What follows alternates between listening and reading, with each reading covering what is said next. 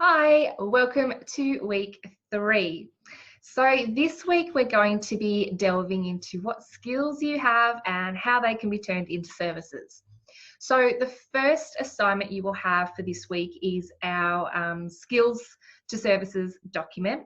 And that's just going to ask you about the sort of things that you enjoy doing, and just, what sort of activities you've done in the past, whether it's in the workplace or whether it's been on committees, and to start gathering information about the things that you're good at, but also the things that you lose time doing because you do it naturally and you really enjoy doing those. So that's the first step. After that, we need to think about, okay, so these are the skills. How do they convert into services? So how do these skills ease someone's pain? Can these skills be bundled together to provide a solution to a particular problem? And so then we have our document, Reword Your Services. So the Reword Your Services document asks you to think about how you can reword your skills so that they become services. So rather than saying that you might be excellent at Excel, you might be great with the data entry in Excel and you could do that all day, or you can be creating charts and workflows in Excel. What does that mean in terms of easing someone's business pain? So think about, okay, so someone might have a business where they've got a whole lot of data that's come in from a survey or they want to do a survey even, and they've got a whole lot of data coming in and they don't know how to analyze it, they don't know how to export the data.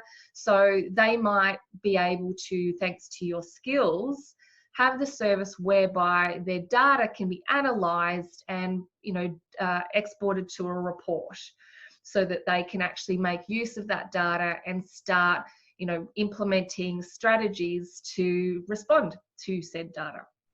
So that's just an example off the top of my head.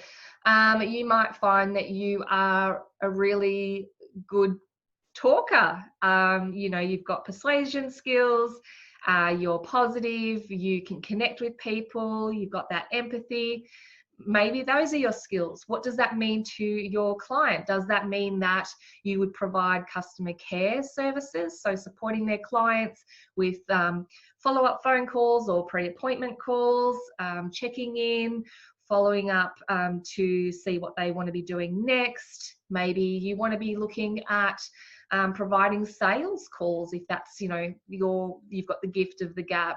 So doing cold calling or warm calling for clients and helping them get more money in and more clients in, so there's a pain eased. Talkative people who've got the gift of the gab, what else can they do?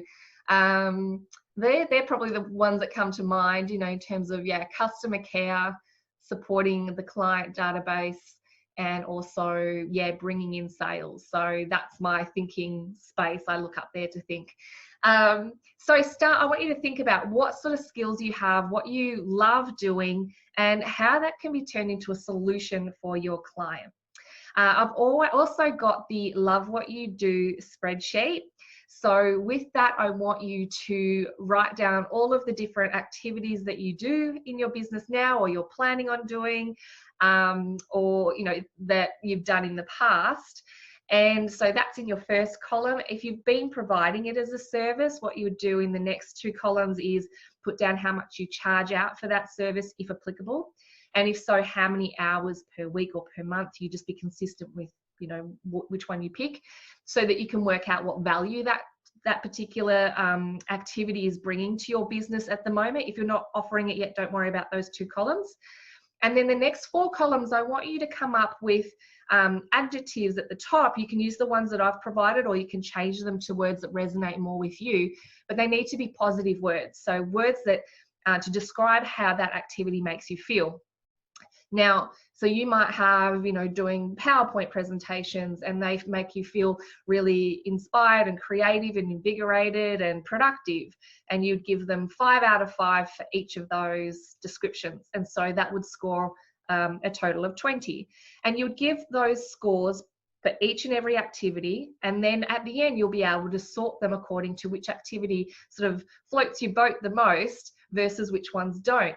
And if you are providing the services already, or you're planning on providing the services, it's really interesting to see where they fit in your love list, let's call it, your activities that you love.